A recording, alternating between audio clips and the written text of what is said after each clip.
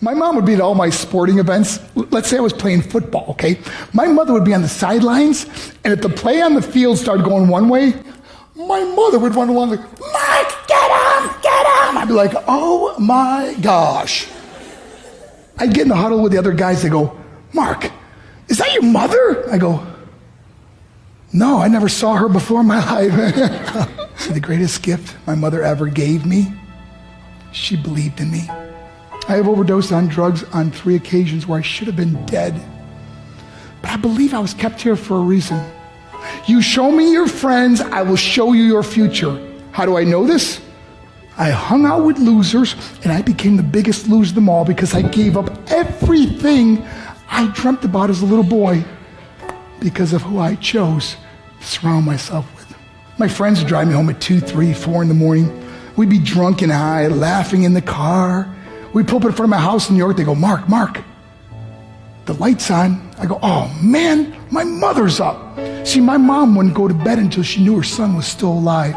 I'd walk in, she'd say, hi Mark, how was your night? I go, it was good, Mom, I'm just gonna go to bed. She goes, can I talk to you for a minute? I go, Mom, I'm tired, I'm just gonna go to bed. She goes, Mark, I haven't seen you all day and all night. Can I please talk to you? I said, man, just leave me alone. You bug me. I'd slam my bedroom door on the one person who believed in me. I was on a worldwide tour and we were wrestling overseas in Japan.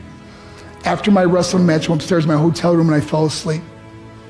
There was a knock at my door at 3 o'clock in the morning. I got out of bed and I looked through the safety window and I could see it was a Japanese promoter. So I opened the door and he said, Mark, you need to call home. There's been an emergency. I went and got on the hotel room phone. I called back to the United States. I said, hey, what's going on? They said, Mark, I don't know how to tell you this. I said, just tell me what happened. All of a sudden they started crying. They go, Mark, I can't tell you. I said, just say it. They said, Mark, your mother died. I just threw the phone down. I ran out of my hotel room. I took the elevator to the lobby, and when the doors opened up, I just ran out into the street. I mean, there was no cars, there was no people. It was 3 o'clock in the morning. And I walked down the middle of a street in Hiroshima, Japan, and I remember looking up and just saying, Mom, I am so sorry. I flew home for her funeral, and I was so nervous to walk up to her casket, so I just stood way in the back. And I kept looking from a distance. I kept thinking to myself, Mom, please wake up. Please get up. And then I finally got the nerve to walk up to her. And as I got closer, I could see my mom for the first time. I mean, she was so beautiful. She was dressed in white. I mean, she looked like an angel. And I just stood over it. I said, Mom, you are my hero. Everything I am, everything I hope to be was because of you. You loved me so much. You gave me a life. You're the only one that ever believed in me. How did I repay her? By getting drunk, by getting high, by getting stupid, by hanging out with losers? For what? All she ever wanted to do was talk to me. I wish I could talk to you now, Mom. I wish you could see what I'm doing. Why couldn't I have been a better son? We are defined by our choices. But if you surround yourself with people involved in drugs and alcohol and pills, it's a dead end.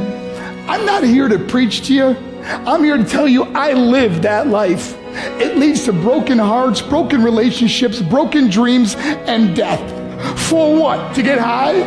If you have a mother or a father, when you go home, tell them how much you love them. See, my whole life was about being rich and famous. I had to be a millionaire. I had to win the race. I had to win the race at the expense of my marriage, my family, my friends. For what? To be all alone in the world? I learned what is truly important, and that is how precious this gift of life is, and our families, and how quickly it can be taken away. See, I no longer live in time. I live in moments. See, it's not what's in your pocket that matters. It's what's in your heart that truly matters. Love Love is just a word until somebody comes along and gives it meaning. You're the meaning.